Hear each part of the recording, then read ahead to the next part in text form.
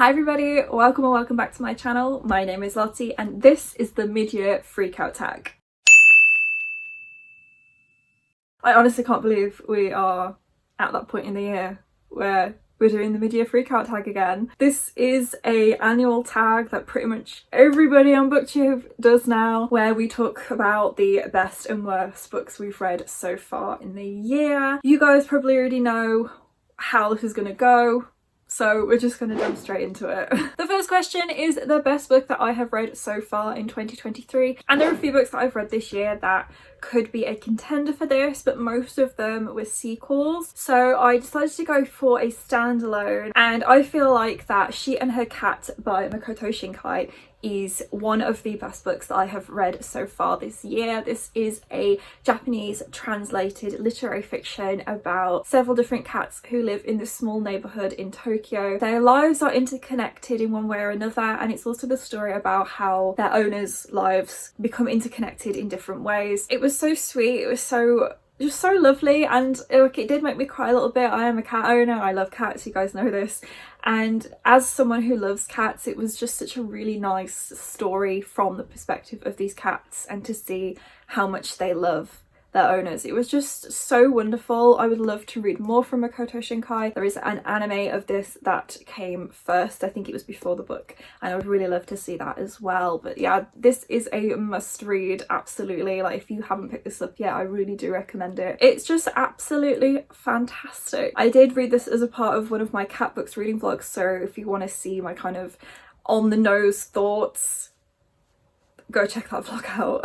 The second question is the best sequel you've read so far in 2023, and most of the books that I have been reading this year have been sequels in series, which is pretty good because it means I'm making progress on those series, but I feel like it was a no-brainer for this one. The best sequel that I've read so far this year is Gleam by Raven Kennedy. This is the third book in the Plated Prisoner series, which I did start this year, and it has very, very quickly become one of my favourite series of all time. I'm just absolutely obsessed with this. It is a fantasy romance series and also a King Midas retelling, but with a twist. I'm absolutely in love with the characters, the plot. It's so much more than what I was expecting for a indie fantasy romance, and it's really raised my expectations for reading future indie fantasy romance books. I just can't get over how much Raven Kennedy has thought through in the series and how complicated it is. There's all these different twists and turns at the end of every single book, and I can't wait to read Glow and finally Gold at the end of the year. I'm just absolutely in love with this. I'm in love with the characters. The romance is fantastic as well. This is definitely one of my favourite series of all time now, and this book in particular has been the best one I've read so far in the series. If you are a fan of the A Court of Thorns and Roses series, I really recommend that you check this out. There is a lot of similarities in terms of the characterizations. The main character reminds me a lot of Feyre, Midas reminds me a lot of Tamlin. If you enjoy that series, check this out. The third question is a new release that you haven't read yet but want to, and for me this is A Million to One by Adiba Jagoda, which came out in January. I pre-ordered this from Gaze the Word bookshop in London because there was a pre-order incentive with a signed book plate and like character art cards, and I still haven't picked it up yet. It also came with a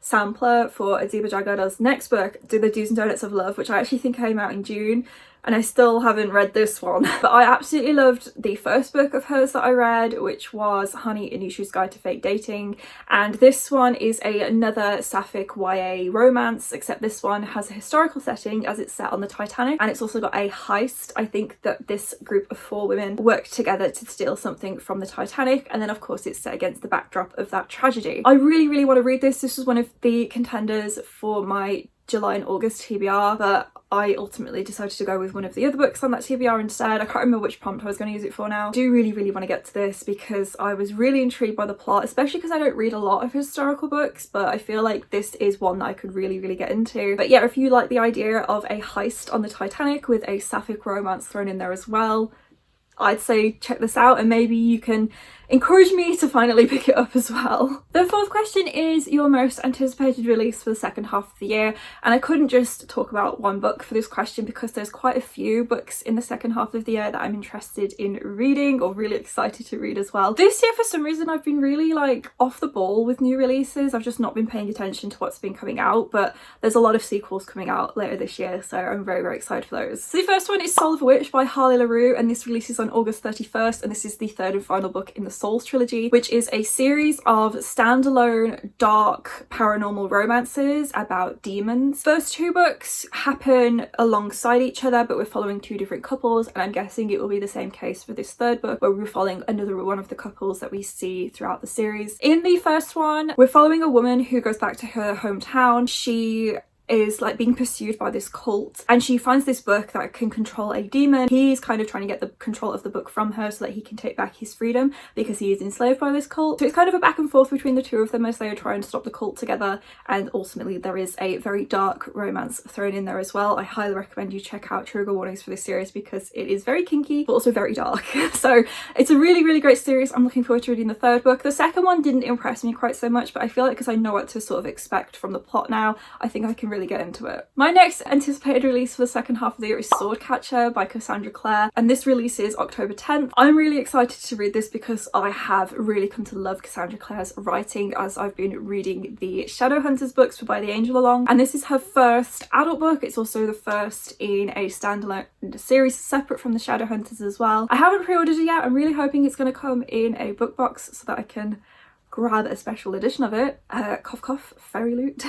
But I don't know what the plans are going to be for that yet, but I'm really looking forward to seeing what this book's all about, whether or not it's any good compared to the Shadowhunters series as well. I have very high expectations for this book, so I'm not 100% certain on the plot. I think it's about a like prince or a king and his body double, which is called a sword catcher, and they kind of grow up together. So if anybody tried to attack this prince, like the sword catcher would be there to protect him. I'm feeling there's going to be a romance in there somewhere as well, and I think I also remember seeing something about an assassin on the blurb, but I can't remember off the top of my head exactly what the plot is. But to be honest, the plot isn't really the important thing to me. It's the Cassandra Clare name splashed on top of the story there that's got me intrigued in this one. The fourth one is Heartstopper Volume 5, which releases November 9th, and of course I'm excited about this because it was meant to be the finale for Heartstopper, but we're actually going to be getting a Volume 6, which I'm very excited about. Heartstopper is a YA contemporary graphic novel series about Charlie and Nick, and it's just sort of the story of their relationship throughout their years at school and the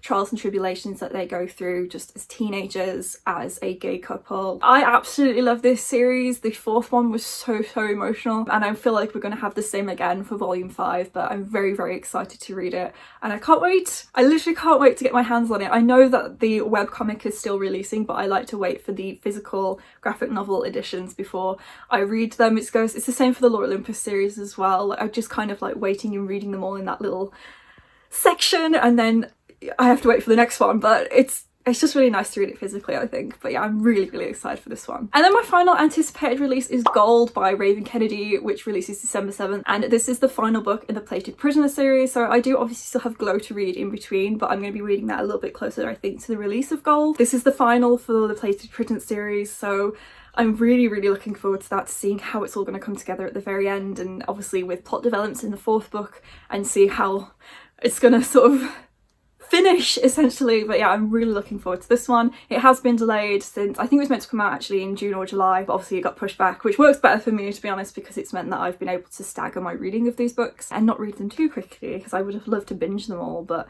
yeah, I'm just really looking forward to this final book. So the next question or prompt is my biggest disappointment of the year so far, and I feel like with my reading this year so far, I've had a lot of books that I've really loved, and then everything else has been kind of crap. The book I've decided to choose for this prompt is The Book Eaters by Sunyi Dean. I think I rated it 3 stars in the end, but looking back, like I probably should have given it a 2, because I don't really remember anything about this book. I had such high expectations for it. It is a fantasy horror, but it's not really very fantasy and it's not really very horror. It reads very literary fiction in my opinion, with those fantastical and horror elements thrown in there. It's just kind of not what I was expecting at all. It's about families in the UK who are book eaters, and they literally consume books to survive, and when they consume these books they can take on qualities of the books. So for example, they will give dictionaries to children as a punishment. They're boring and bland, but like picture books, comics, magazines I suppose, suppose, are much more interesting because they're colourful and the type of paper that they're printed on. But we're following this woman who has a child that is actually a mind eater, and mind eaters are dangerous in this society because they eat the minds of people instead. And so I thought it was going to be a kind of a scary book in that sense, because it was about this mind eater,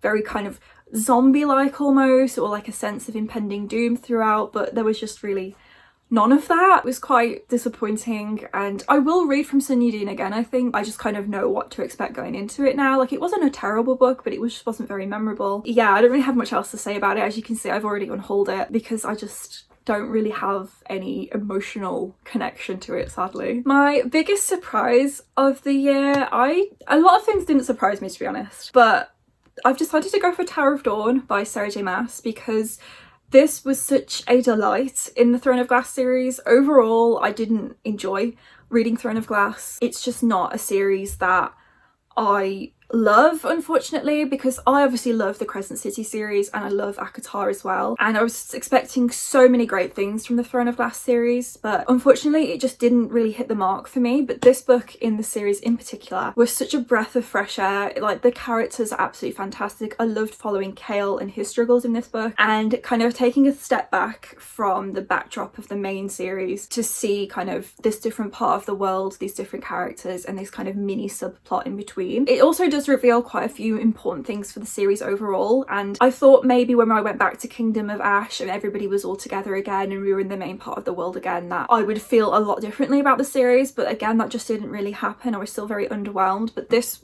was such a delight to read in the series. I would consider rereading this book on its own without a series reread in the future, simply because I loved this book so much. It's my highest rated one in the Throne of Glass series. I rated it 5 stars. It was just fantastic. So again, I do have a reading vlog for this book. I have reading vlogs for all of the Throne of Glass series, but if you want to hear my thoughts in depth on this book in particular, I go into a lot of depth with this book just because I enjoyed it so much more. And so if you have read the series and you want to hear my full spoilery thoughts, go and check that vlog out. But yeah, this was just such a breath of fresh air. It was absolutely fantastic, and it's just made me so much more disappointed about the rest of the series because of how much I enjoyed this one. But yeah, it was very surprising like how much I enjoyed this book in the series. So when I was coming up with my answers for this tag, I didn't really want to try and repeat books, repeat authors, but for the new favourite author question, I had to go with Raven Kennedy. She is definitely a new favourite author that I've read from this year. Again, as I've said, like, most of the books I've been reading this year have been sequels to series that I've already read from, or, you know, like the Cassandra Clare books, for example. So they're all authors that I've read from before, but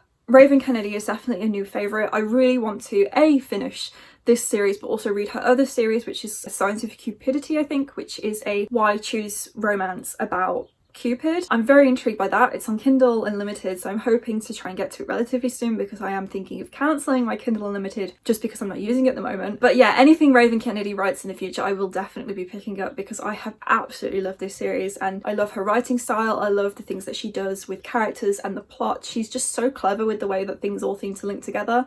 Yeah, love Raven Kennedy. Thank you so much for writing this series and bringing it into my life. Question 8 is newest fictional crush, and I'm actually going to skip this question because I don't really get crushes on the characters in books that I read. I just don't get crushes, so I don't have a new fictional crush because it just doesn't happen for me. I know a lot of love interests are written to be, you know, you're supposed to have a crush on them, they're written to be romantic and swoon-worthy, blah blah blah. I just don't have feelings towards fictional people in that way, so I am going to skip this question, but I am acknowledging it is a question for this tag. However, I will be answering the next question, which is my newest favourite character, and I had to take a step back and mull this over because there is a lot of characters I've read this year that I feel like could take this place. A lot of them are in the Plated Prisoner series, but again, I didn't really want to repeat yet again how much I love that series. So I was thinking, like, who has really stood out to me as a character that I love and I care about? And for me, the character that really stands out the most is Ty Blackthorne from the Dark Artifices series. He is one of the children in the Blackthorne family who have all this stuff happen to them, and for me, Ty stands out so much just because he's such a sweetheart. He has autism, so he kind of is a little bit different in that way because the rest of his family feel like, they almost have to baby him, but they also like respect like adjustments that they make for him as well. And living in the world of the Shadowhunters, where disabilities and illnesses are seen as weakness and kind of not acknowledged at all. Like, I can't imagine the kind of world that he has to live in when he has autism, but also some of the things that he goes through as well in the series. It's a lot for this kid, and I just love him so much. He has really touched my heart, and I'm really looking forward to reading the Wicker Power series because it is going to focus on him a lot. So yeah, I just love Ty. I would die for Ty. He is absolutely fantastic. I just love him. Book that made me cry. I really struggled to choose something for this question because it takes a lot, I think, for a book to make me cry. It also depends on the kind of environment I'm reading in as well, because I do a lot of my reading now when I'm commuting to and from work. I do get emotionally impacted by books when I'm commuting, but I'm not just gonna outright like start bawling while I'm on the train, am I? And also, like, because of the starting and stopping, it's really hard for me to emotionally connect with a book, I think, because, you know, it's just the starting and stopping, whereas if I'm like sat at home and I'm just reading and I've been reading for like an hour and like this thing that's really emotional is happening and it makes me cry, like that's great. Anyway, tangent over. I decided to go with Ghost of the Shadow Market for this prompt because it did make me cry. This is one of the short story collections in the Shadowhunters world, and it spans a very, very long period of time, and the character that we focus on in this book, so much happens to them in previous books but also in the stories we see in this, and it is so emotional, the loss that this character faces. And the first few stories especially, like, it just really like hit me in the gut. There's other characters we focus on in these short stories as well who have a lot of awful emotional things happen to them, but the main character, kind of the main focus of this book, I don't want to say who it is because it is a bit of a spoiler, just a lot happens, and it did make me tear up a little bit. But yeah, there isn't really a book this year yet that I think has really made me cry, but this one was a very emotional read, I think. On the flip side, a book that made me happy. I don't know, a lot of books that I've read this year I just feel like I haven't emotionally connected with, and that sucks, to be honest, because that's how we find new favourites, we connect with them emotionally. But a kind of light-hearted read that did make me happy was Legends and Lattes by Travis Baldree. This is a fantasy with a very contemporary plot where it's about an orc who retires from being a warrior, and she sets up a coffee shop in a town that has never heard of coffee. And it's literally just the story of her like finding this coffee shop, putting stuff on the menu, hiring staff. There is kind of like a conflict in there, but the main story is very mundane, very cozy, very normal, and it was great. It was just such a chill read, and it was so relaxing. And it did make me happy. It was just like, I didn't have to think too hard while I was reading it, and I really loved the kind of contemporary plot against this fantasy backdrop. It's kind of the sort of thing that I want to live through when I play fantasy RPGs. Like, yes, I love Skyrim. I love dungeon crawling and fighting Draugr and being a werewolf, but I really just want to own a shop and talk to my kids and pet my dog, you know? Like, I love that mundane shit amongst this fantasy backdrop. Yeah, there is a dragon flying overhead. That's just Fred. He lives down the road, you know? I just love this whole mundane life, but with this fantasy backdrop. Like, it makes, like, I want to be an elf. I want to be an elf in real life and like live in a village and just chill and drink my coffee, you know? Who wants to be a human that has to go to work every day and live? You guys must know what I mean, like just that escapism.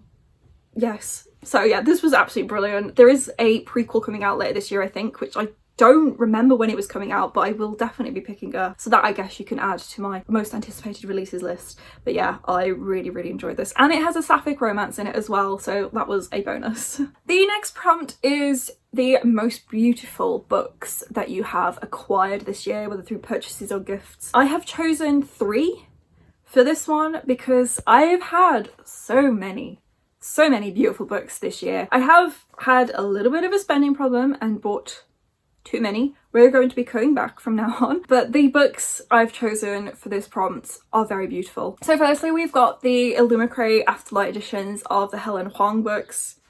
I love these. This is just the first one, the Kiss Quotient. I just love the redesigned covers with the couple on the front and the pastel colours, the illustrations on the back, the stenciled edges. The end pages are just stunning.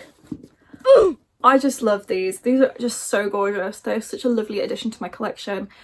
I love them. Kiss Quotient series is a contemporary romance about couples who are kind of connected in different ways. There is always a autistic person in the couple, and there is also always a Vietnamese person in the couple. It's just really great. They're just so sweet and lovely. Like this first one, we're following Stella and Michael, and Michael is a male escort and Stella hires him to teach her about love and sex and relationships, kind of get to know each other a little bit more than their professional relationship. And it's just so great and I love it, and I can't wait to reread these books at some point because I just love them, and they were like the first real thing I think that got me into reading romance, so big up Helen Huang. I'd also like to mention my illustrated edition of The Last Witch by Andrzej Sapkowski. I'm really sorry if I've said that wrong. This was gifted to me by Vicky when we were at our Edinburgh meetup. She got it me for my birthday even though I told her not to, but I'm very grateful she did. Thank you very much. This is the illustrated edition. I just love these hardbacks of the whole series. Like I can't wait to collect them all. I only have this first one at the moment, but I just think they're really, really stunning and they just look great on the shelf. They are illustrated, but there's not like that many illustrations in them, but they've on this like beautiful paper. I think there is colour in them, like they're black and white illustrations. Let me try and find an illustration, but they've got like these hints of red in them as well. And I think the other short story collection in this series, which has more of a blue theme to it, again is kind of the same. I don't actually know the plot of the Witcher series because I've only seen the Netflix show, but I do know that this first book is a short story collection about the Witcher, who is kind of like a monster hunter, but he's kind of like a mutant himself, and it's set in this fantastical world with lots of different monsters, obviously because he hunts these monsters. But yeah, the show was really good.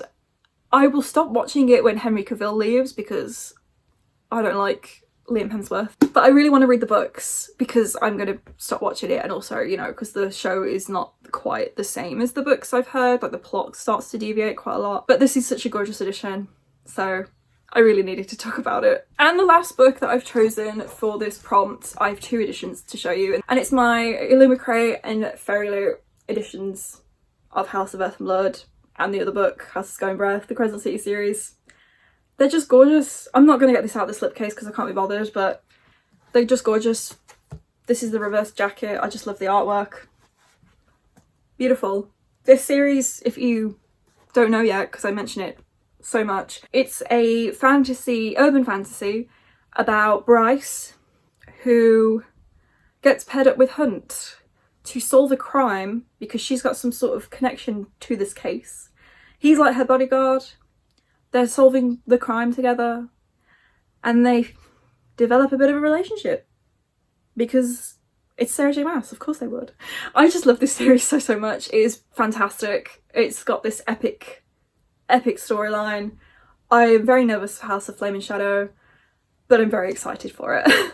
The final prompt is, what books do you need to read before the end of the year? And aside from answering everything that's on my TBR, basically everything that's still left to be read on my 23 for 2023. I have a significant number of books left on that list that I'm supposed to read, but I've kind of selected the most important priority ones to talk about now. So on that list, the first 3 books actually on that list was the Farseid trilogy by Robin Hobb. I don't know if I'm going to get to this before the end of the year and finish them all, but I'm really looking forward to reading these. I've heard a lot about them from Becca and the Books because Catch the Book Club read them before and I missed that read along somehow. But this is a high fantasy about Fitz, and he is the bastard son of the king, and I think the king abdicates and then Fitz gets taken in as a kind of servant in the palace or something, and then he's trained as an assassin. I really want to read this trilogy. It's obviously the first trilogy in the massive realm of the Elderlings, and I know that the whole sort of series does end up spanning